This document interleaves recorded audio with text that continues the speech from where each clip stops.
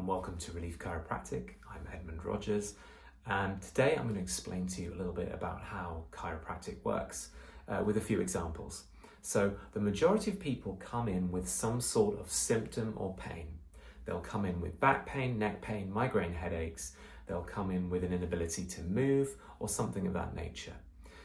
And the whole point when they come in initially, in the initial consultation, is to work out what's causing the problem. We've got to get to the root cause of this problem so that we can actually address it. So we do that through a thorough examination. We do it through questioning. We do it through them filling in an intake form. And we also do it through X-ray of the spine. We X-ray whenever we can because we'd rather not guess when it comes to your health. Now, once we have an X-ray, if appropriate, once we have all of those testings, we put everything together, we then go away and come up with a plan of care. And it'll be based around the joint or joints that need to be improved and need to be rehabilitated. Because it's really, really simple when you think about it. If you were to injure your elbow, you'd put it in a cast and you'd put the cast on, you'd leave it for 9 weeks, something like that. And that injured elbow, during that time, believe it or not, would degenerate. Because a joint that doesn't move, a joint that is fixated and can't move, will then degenerate even after 2-3 weeks. It's kind of crazy because the elbow that's moving is going to be healthy and the one that's in the cast is going to be less healthy once you take the cast off. Now, I use that analogy because it's very similar to the way that your spine reacts to old traumas and stress. And we have two types of trauma, really. We have a very short-term trauma, like falling down the stairs or getting hit by a car.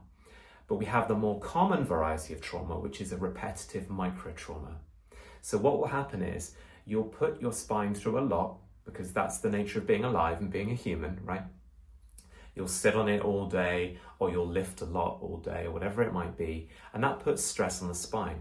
The spine responds to that stress by splinting and protecting the joint that doesn't have, that has too much stress on it and that doesn't have enough ability to adapt to all of that stress it's being placed under. So what does it do? When it splints it, it acts just like that cast on the arm. It stops it moving. Now, in the short term, that makes sense. You wouldn't want to run on a sprained ankle, right? But in the long term, you want to get that motion through that ankle again and get motion through it so that you can heal. Well, with the spine, we don't have that luxury. If you've put enough stress on your spine over time, you don't have the luxury of choosing to get it moving again sometimes, because you've got one segment potentially that hasn't moved for years. And when you go to turn and move your neck or move your back, instead of going with you, it fights against you. Now, that's what we see on X-ray. We'll often see, for example, C5, right in the middle of the neck, will have degenerated. It will have acted as a splint, and it will have stopped motion to avoid injury. You keep moving, you keep doing what you do, you keep stacking your head on top of your shoulders, and your neck has to cope around that problem. And then one day, it really lets you know about it, and you start getting pain, and you start getting pain down the arm, or numbness, or tingling, or whatever it might entail. So this is chiropractic in a nutshell. We have to identify that segment. That segment needs motion. It needs rehabilitation. It might need some exercises, but the difference between exercise and this and chiropractic is that you can't pick out C5 and get it moving again. Only a chiropractor can do that through a specific gentle adjustment through that segment of the spine. It doesn't have to be heavy-handed. What it has to be is precise and effective. Then you get changes that you're not going to believe, because you haven't seen that area of your body move for a long, long time. Now, not only do you get changes and improvement in that segment and in the way that that area moves, you also get changes and improvement in how your whole nervous system functions, because your nervous system functions through the spine.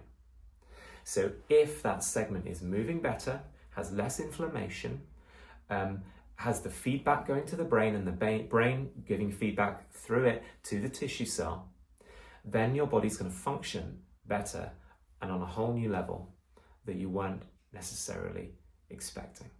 So that is chiropractic in a nutshell. Now, when it comes to specific plans of care and how we deal with different issues, obviously I can't do all of that in this video, but at least this gives you an idea of what it might entail and how you have an opportunity going forwards. Click on the link below to book an appointment with one of our experienced chiropractors today and get your journey started so that you can go from illness and from stiffness and from a lack of ease, what we might call dis-ease, into ease and wellness and health. And we'll look forward very much to seeing you in practice. Let us know if you need anything at all. Bye-bye.